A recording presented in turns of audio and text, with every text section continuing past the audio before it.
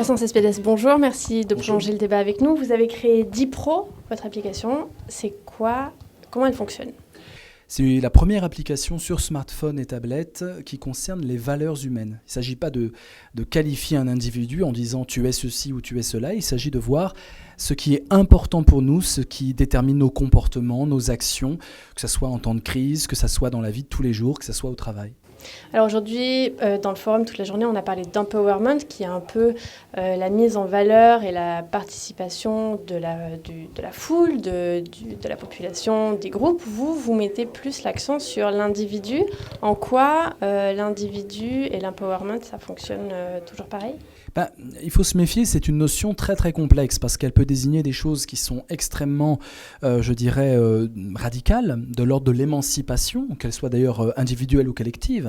L'empowerment, c'est la possibilité pour les pauvres d'accéder à du microcrédit. L'empowerment, c'est la possibilité pour des minorités qui subissent du racisme à prendre en main leur destin et prendre en main leur lutte. L'empowerment, c'est la possibilité pour des femmes, par exemple, qui subissent la phallocratie, à pouvoir dire non et à pouvoir militer, lutter et faire changer les mentalités. Ça, c'est l'empowerment radical, c'est-à-dire l'émancipation qui va aussi avec une augmentation de la capacité et de la connaissance.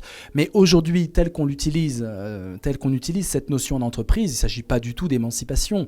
On est en train de faire une sorte d'enfumage où on colore, comme ça, on saupoudre la notion d'émancipation, d'entreprise libérée, etc., pour en fait responsabiliser à outrance des travailleurs, notamment, leur dire « vous êtes libre, donc vous êtes responsable », et le mot responsabilité est un indice de l'empowerment, non pas émancipateur, mais de l'empowerment en fumage, et on les responsabilise et du coup on les rend coupables, on les rend responsables de leur malheur. Or, bien sûr, il y a un malheur que je peux me construire, mais il y a aussi un malheur que je peux subir, des problèmes d'organisation, des dysfonctionnements, un management par le stress, tout ça, ça dépend du cadre de l'organisation de l'entreprise.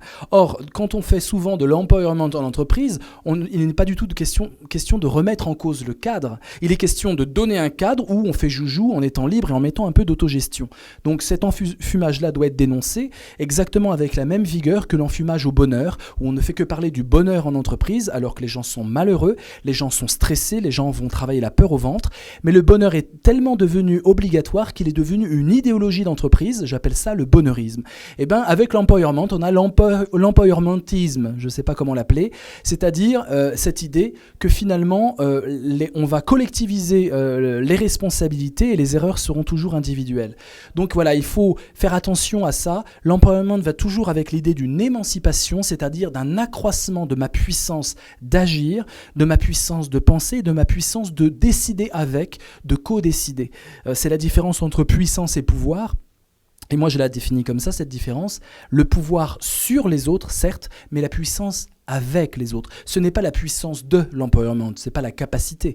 L'empowerment, c'est la puissance avec. La puissance de créer des liens pour sortir d'une condition qui est toujours une condition désastreuse, une condition de difficulté, une condition où ça ne va pas. Et donc, dans l'empowerment, il y a l'idée d'une émancipation qui améliore la vie des travailleurs et qui améliore la vision globale de l'entreprise. Donc, si on part du principe qu'il y a un bon empowerment et un mauvais empowerment, quelle est la bonne façon de le mettre en œuvre? Le bon empowerment dont vous parlez, c'est tout sauf du néolibéralisme. C'est un empowerment qui consiste à d'abord respecter les individus, ne pas vouloir transformer leur système de valeurs, c'est à la mode aujourd'hui, coaching, psychologie, formation, je vais te changer la tête. On a mis 30 ans pour avoir des valeurs qui sont les nôtres, des failles, des fragilités, des écueils dans la vie, et puis on voudrait, en claquant du doigt, en nous donnant des petites pilules, on voudrait nous changer ces valeurs-là. C'est totalement impossible. Et les entreprises dépensent une énergie et un temps colossal à vouloir changer les valeurs de leurs collaborateurs, au lieu de faire avec. Donc moi, ce que je propose, notamment avec l'application DiPro, c'est de pouvoir reconnaître ces valeurs, y compris si elles ne correspondent pas à des attentes qui seraient des attentes d'entreprise. Ça ne concerne pas l'entreprise, les valeurs, il faut bien qu'on comprenne ça. C'est une intrusion psychologisante, carrément neuro-intrusive de l'entreprise dans la tête des gens et dans la tête des salariés. Les valeurs ne concernent que les individus. Par contre, pouvoir assumer des valeurs, y compris des valeurs d'onde de choc, y compris des valeurs qui ne sont pas à la mode, et les assumer, les reconnaître et faire avec les valeurs de mes collaborateurs sans vouloir les transformer, c'est la révolution du faire avec. Et c'est pour ça qu'on a créé Dipro, qui est une application gratuite que tout le monde peut faire par ses amis pour voir ce qu'ils pensent de nous et à foison, pour pouvoir assumer ces valeurs. Et du coup, on prévient les conflits. Parce que si j'apprends que ma logique, c'est la logique de compétition, et si j'assume d'être dans la logique de compétition, du coup, quand il s'agit de compétition, on peut venir me voir.